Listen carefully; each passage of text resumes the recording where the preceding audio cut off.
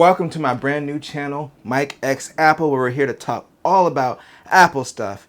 And I'm talking about Macintosh, Granny Smith, Green, all kinds of apples, and of course Apple products. And what better way to launch a new channel than with an iPhone unboxing? So I have the gray 128 gig iPhone 14 Pro Max. These names cannot possibly get any longer. So let's see what's in this box. So I like how Apple just makes it simple. They give you these little tabs to just pull off.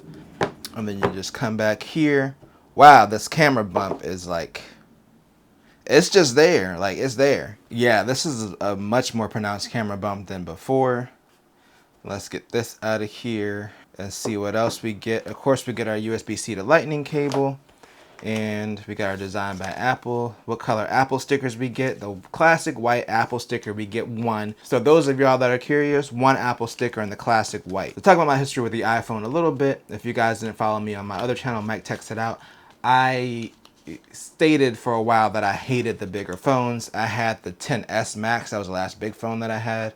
And I couldn't stand it. It wasn't well balanced in my opinion. I dropped it all the time. I actually cracked one of the cameras. But I don't know what it was about this phone that I decided, you know what, I'm going to try to give the big phones a chance again. I think there's two factors when I look back on it. For one, I went from a 7 Plus to a XS Max, and that was my first non-home button iPhone. So I had to get used to holding these type of phones in general.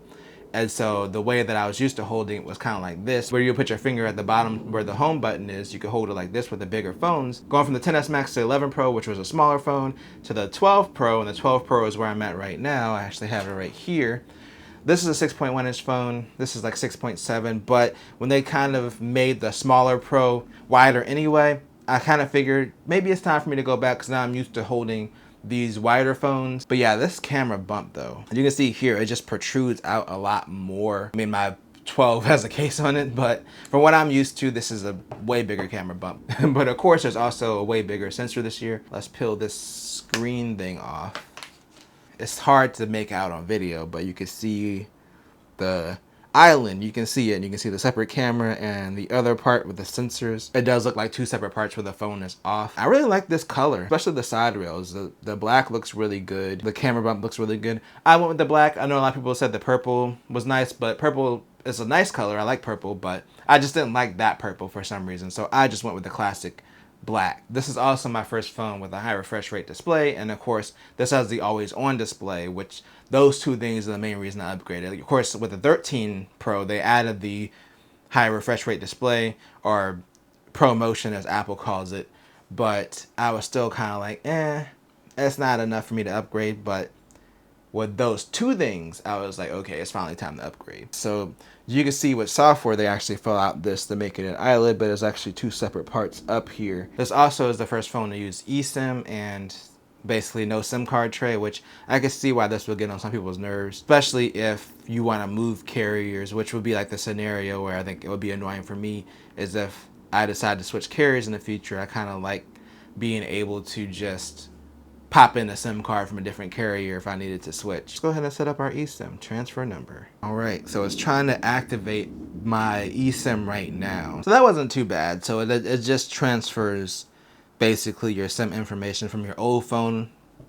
It was kind of a painless process. Okay, I gotta set up Face ID again, good God. All right, so while this is doing this thing and adding my cards and stuff back to Apple Pay, I'm gonna talk more about this hardware. So hardware-wise, this doesn't feel that different from the last 2-3 phones, I would imagine. I came from the 12 and the 11 Pro before this, so it's kind of that same flat edge design, which is really good. This phone so far does seem a lot easier to balance. So from a look and feel standpoint, I really do like this year's phone.